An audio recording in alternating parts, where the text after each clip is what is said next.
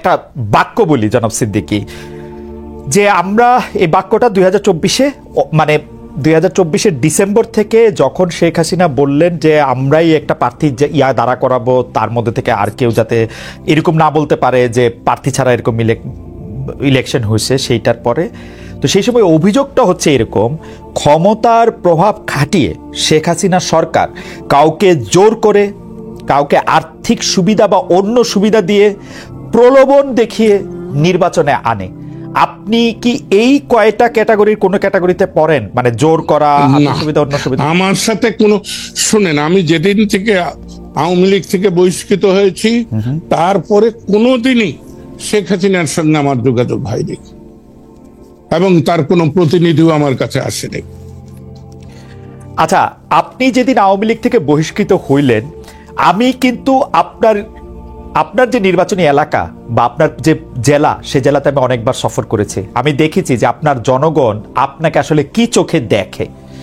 এই রকম একটা ওভারওয়েলমিং জনপ্রিয়তা থাকা সত্ত্বেও আপনি কেন একটা স্পষ্ট অবস্থান নিয়ে জনগণের কথা চাই? আমি খুব ভালো করে জানি, correct me if I am রং, আপনার উঠানে এসে প্রতিদিন লোকজন বসে থাকতো আপনারই এলাকার সাবেক এমপির বিভিন্ন দুর্বৃত্তপনা, দুর্নীতি, অন্যায়, অত্যাচারের কথা আর কোথাও বলতে না পারে আপনার কাছে বলতে। আপনি কোনো সময় তাদেরকে দেখা দিয়েছেন, কোনো সময় দেখা দেন নাই, কিন্তু আপনি কেন ওই সময় একটা অবস্থান নিলেন না? আমাদের ইতিহাসের জন্য আপনি বিব্রত হয়েন না, আমাদের ইতিহাসের জন্য বিষয়গুলি জানা দরকার। মানে কেন লতিফ সিদ্দিকীও অবস্থান নেয় না? মানে আমি বিব্রতও হই না, জি, বিলম্বিতও হই না।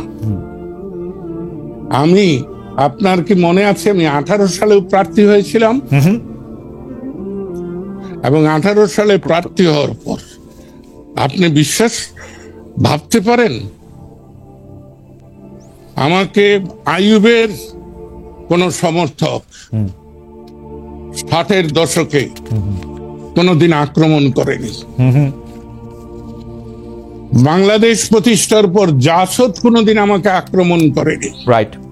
বিএনপি কোনদিন আমাকে ব্যক্তিগতভাবে আক্রমণ করেনি, জাতীয় পার্টি আমাকে কোনদিন আক্রমণ করেনি। কিন্তু ওই বাচ্চা ছেলেটি, যার জন্মদাতা আমি বলা যেতে পারে, এই বাচ্চা ছেলেটি কিছু লোক লেলিয়ে দিয়ে আমার গাড়ি ভেঙে দেয়। যেদিন গাড়ি ভেঙে দেয় সেদিনই আমি অনশনে বসি এবং আপনাকে সত্য কথা বলি, আমি অনশনে বসি যে দাবি নিয়ে আমি জানি ডিসিএসপি এটা কিচ্ছু করতে পারবে, কিন্তু আমি নির্বাচন থেকে সরে আসতে চাই। এই কৌশল হিসাবে আমার জীবন সঙ্গী লায়লা সিদ্দিকী তখন হাজার হাজার লোক নিয়ে মিছিল করছে, সে অনুরোধ করেছে, হাজার হাজার লোক এসে আমাকে অনুরোধ করেছে আপনি অনশন বন্ধ করে কালিহাতি আসুন। আমি কালিহাতি যাব না, কারণ আমাকে এমপি বানানোর জন্য কেউ প্রাণ হারা, কোন মায়ের বুক খালি হোক, কোন নারীর স্বামী নিহত হোক, কোন শিশুর পিতা নিহত হোক, এটা আমি চাই না। সেজন্যই আমি নিজেকে প্রত্যাহার করে নিয়ে এসেছি। আমি এলাকায় যাইনি, যেই আমার সঙ্গে দেখা করতে আসছে তার বিরুদ্ধেই 5টা 7টা মিথ্যা গায়েবী মামলা হতো, পুলিশ অকাতরে এই মামলাগুলো করত। আপনারাও পুলিশের রেকর্ড দেখুন, দেখতে পাবেন। কিন্তু এই লোকগুলো কিন্তু আওয়ামী লীগ। অবশ্যই অবশ্যই আওয়ামী লীগই তো হবে। গত 15 বছরে আওয়ামী লীগ ছাড়া তো আর কেউ ছিল না। কিন্তু না, এরা ওই আওয়ামী লীগের না, হাইব্রিড আওয়ামী লীগের না। না, আপনার কাছে যারা আসছে তাদের কথা আমি বলতেছি না, যারা মামলা দিয়েছে তারা তো আওয়ামী লীগেরই।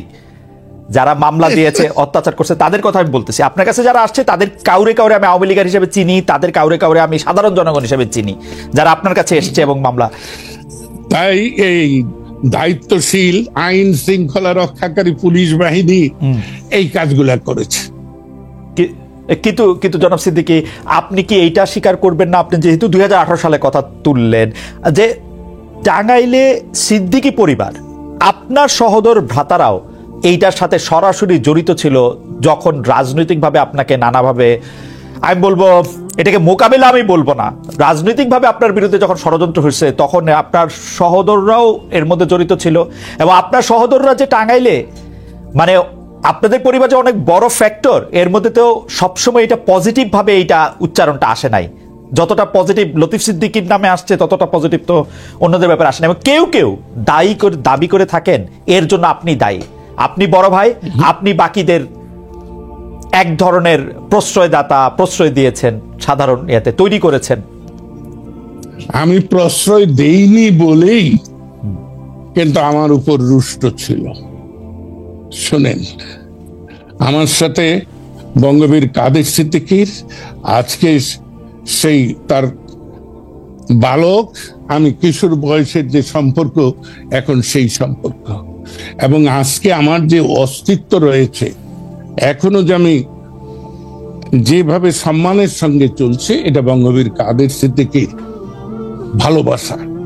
কিন্তু তখন স্বাধীনতার পর আমার সঙ্গে দ্বন্দ্ব হয়েছে, এবং কাদের সিদ্দিকী এখন স্বীকার করেন, বুঝেন যে ভুল হয়েছে। সেটা বড় কথা নয়, বড় কথা হলো 2001 সাল পর্যন্ত বঙ্গবীর কাদের সিদ্দিকী এবং অন্যদের সঙ্গে আমার দ্বন্দ্ব ছিল। তার পরবর্তী সময় আমার ভাইদের সঙ্গে আর কোনো দ্বন্দ্ব নেই। শুধু আমার এক ছোট ভাই মুরাদ সিদ্দিকী শেখ সেলিমের এবং ওবায়দুল কাদেরের কারসাজিতে সে কিছুদিন আমার বিরুদ্ধে নির্বাচনী মাঠে ছিল।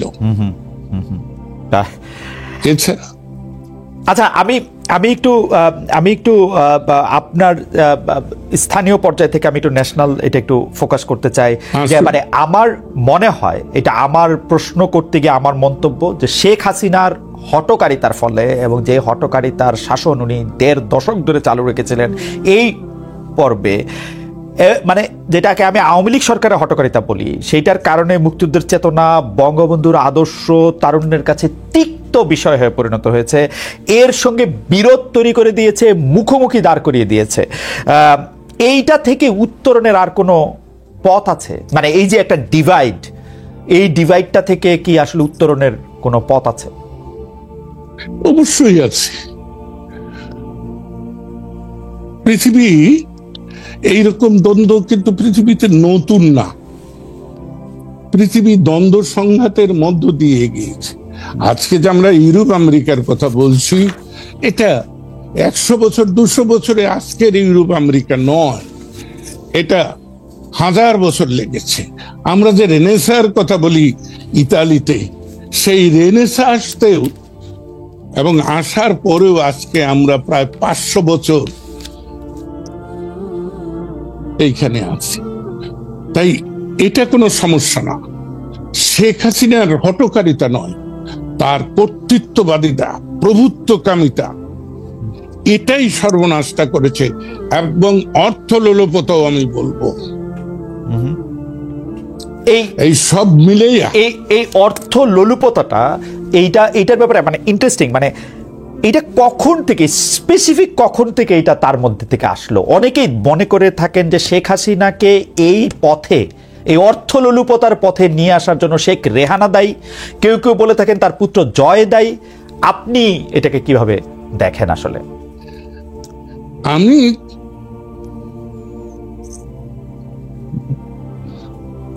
আমি শুধু বলবো যে জয় দায়ী নয়। মানে আপনি খুবই ইন্টারেস্টিং উত্তর জনাব লতিফ সিদ্দিকী দিলেন। তার মানে আমরা যদি ইনফারেন্স আনি যে আমি প্রশ্নটা করেছিলাম যে শেখ হাসিনার এই অর্থলোলুপতার পথে তার বোন শেখ রেহানা এবং তার পুত্র জয় কেউ কেউ বলে থাকেন এর জন্য দায়ী, আপনি শুধু বলেছেন যে জয় সাহেবের মধ্যে দায়ী নয়। আচ্ছা, আমরা পরে জয় সাহেবকে তো বলি নাই, আমি জয় বলেছি। না, আমি বলেছি আমার থেকে বয়সে বড় সজীবদের জয়, সেজন্য আমি বলেছি। আমি যখন আপনাকে কোট করব তখন জয় সাহেব ছাড়াই বলতে হবে জয়। না, সেটা ঠিক আছে। আচ্ছা, তাইলে